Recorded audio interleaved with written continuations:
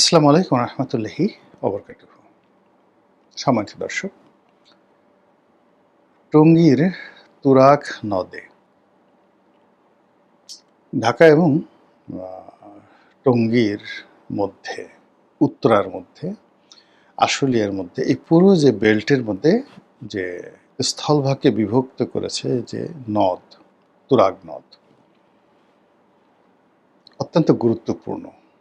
এবং এই তুরাগ নদের সীমারেখা, এই তুরাগ নদের সীমারেখার মধ্যে বাংলাদেশের রাজনীতি, অর্থনীতির অনেক বিষক্রিয়া এখানে ঘটে থাকে। এবং এই তুরাগ অঞ্চল শেখ হাসিনার পতন ঘটিয়েছিল। আবার আমাদের মহান মুক্তিযুদ্ধ থেকে শুরু করে বহু ঘটনা এই তুরাগ অঞ্চলে ঘটেছিল। তো সেই তুরাগ নদে যে ছবি আসছে সেগুলো পরে, কিন্তু প্রথম কথা হলো সেখানে মানে ভাসমান অবস্থায় লাশ পাওয়া গেছে। সরকারের তথ্যমতে এবং দেশের মূলধারার গণমাধ্যম, সেই গণমাধ্যমের বক্তব্য অনুযায়ী এখানে দুটো লাশ পাওয়া গেছে। আওয়ামী লীগ এবং তাদের যারা সমর্থক রয়েছেন বা সমর্থক মানে সমমনের যারা সমর্থনকারী,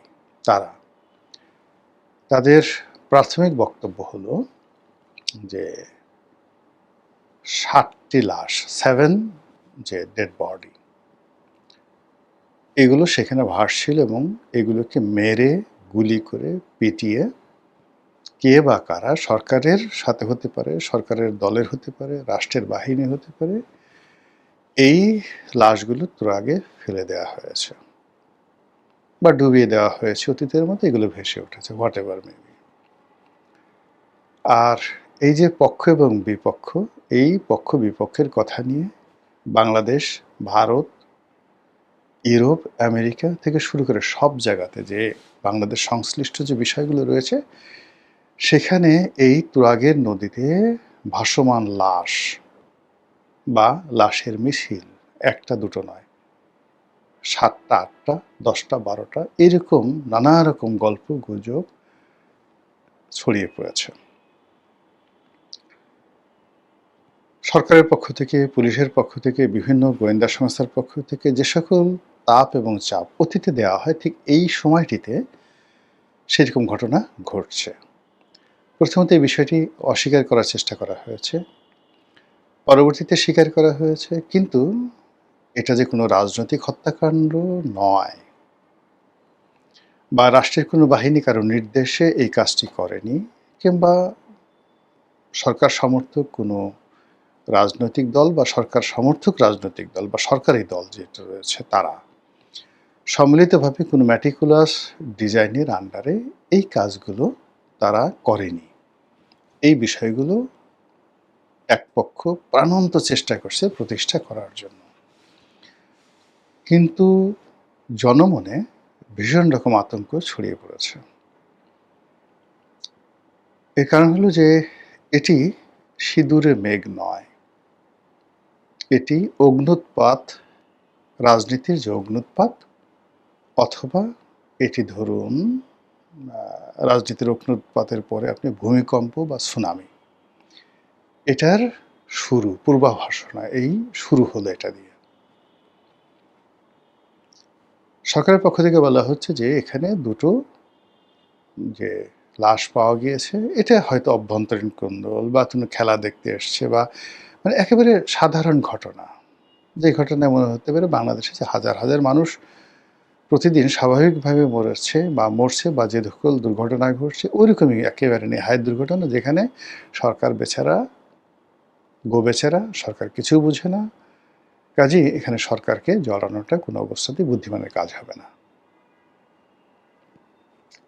ওদিকে সরকারের যারা প্রতিপক্ষ, তাদের বক্তব্য হলো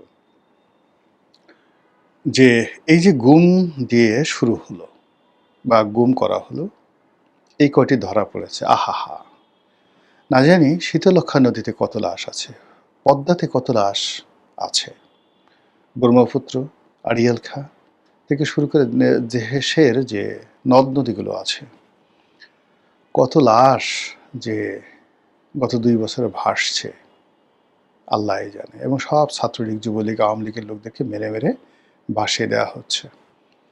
এই অভিযোগগুলো করার জন্য তারা যে সকল ডকুমেন্ট তৈরি করা দরকার, গান বানানো দরকার, তারপর এআই ভিত্তিক ছবি বানানো দরকার, যা কিছু দরকার এগুলো সব কিছু করে পুরো ইন্টারনেটকে তোলপাড় করে ফেলেছে।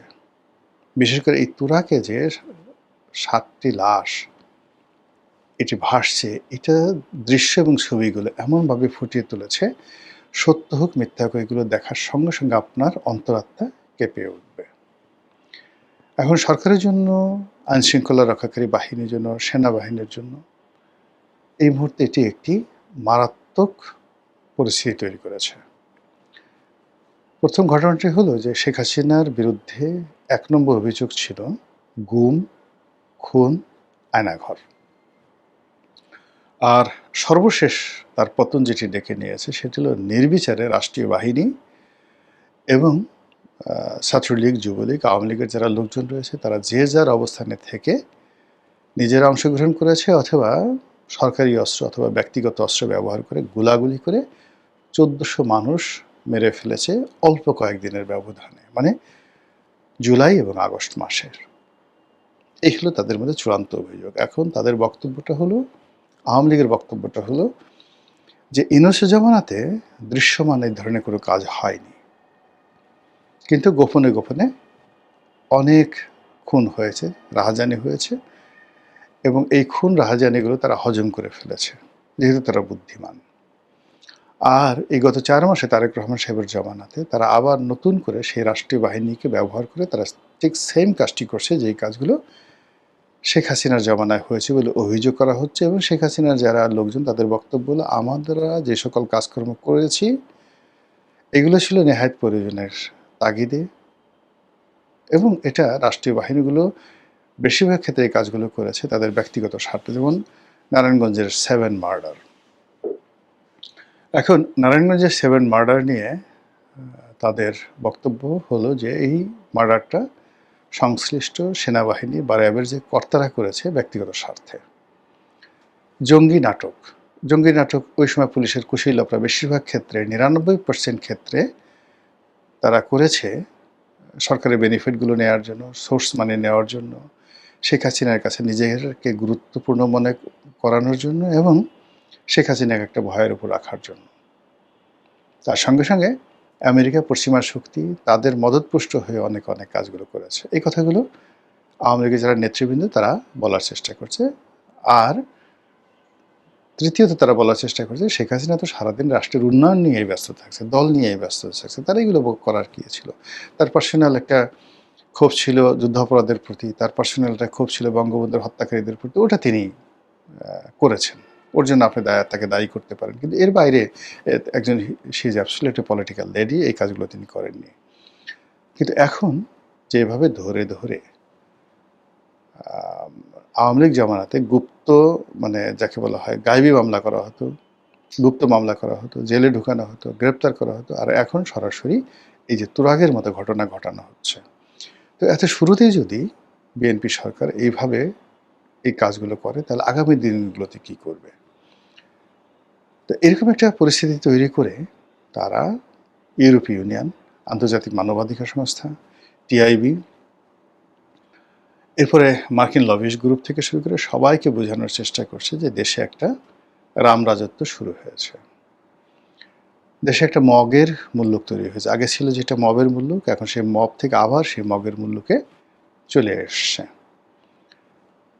অনেকে বলার চেষ্টা করছে দেশে উগ্রবাদ চালু হয়েছে, অনেকে গুপ্ত হত্যার কথা বলছে, অনেকে পাকিস্তান আইএসআইয়ের জয় বলছে, অনেকে হামাসের কথা বলছে, অনেকে আইএসের কথা বলছে, ইত্যাদি নানা রকম কথাবার্তা বলে ভয়ঙ্কর একটি পরিস্থিতি তৈরি করে এখন সরকারকে একটা চাপের মধ্যে ফেলা হচ্ছে। এবং বিভিন্ন অ্যাঙ্গেল থেকে, বিশেষ করে যারা বাইরে ইউটিউবিং করেন তাদের বক্তব্য হলো যে এই সরকারের উপর আবার ধেয়ে আসছে যাকে বলা হয় পশ্চিমা নিষেধাজ্ঞা।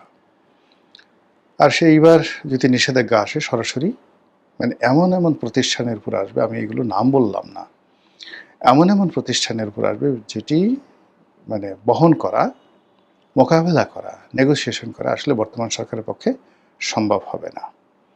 এই যে তুরাগ নিয়ে যে রাজনীতি শুরু হয়েছে বা তুরাগে যে ঘটনা ঘটেছে, এটি আমি মনে করি সরকারের সর্বোচ্চ গুরুত্ব দিয়ে, ধামাচাপা না দিয়ে সর্বোচ্চ গুরুত্ব দিয়ে এটি তদন্ত করা উচিত, বিচার করা উচিত এবং এই ব্যাপারে খোলামেলা কথা বলা উচিত বা ডিবেট, এটার যে ডিবেট ওপেন করে দেওয়া উচিত। কিন্তু যে ঘটনাগুলো শোনা যাচ্ছে যে যারা ভুক্তভোগী পরিবার, যারা প্রেসের সামনে আসতে চাচ্ছে, কথা বলতে চাচ্ছে, পত্রপত্রিকায় রিপোর্ট করতে চাচ্ছে, প্রতিবেদন করাতে চাচ্ছে, এটি বিভিন্ন মহল থেকে থামিয়ে দেওয়া হচ্ছে বলে যে অভিযোগ আসছে, এটি কোনো অবস্থাতেই সরকারের জন্য কল্যাণ বয়ে নিয়ে আসবে না। মহান আল্লাহ আমাদের সবাইকে হেদায়েত দান করুন এবং হেফাজত করুন। আসসালামু আলাইকুম ওয়া রাহমাতুল্লাহি ওয়া বারাকাতুহু।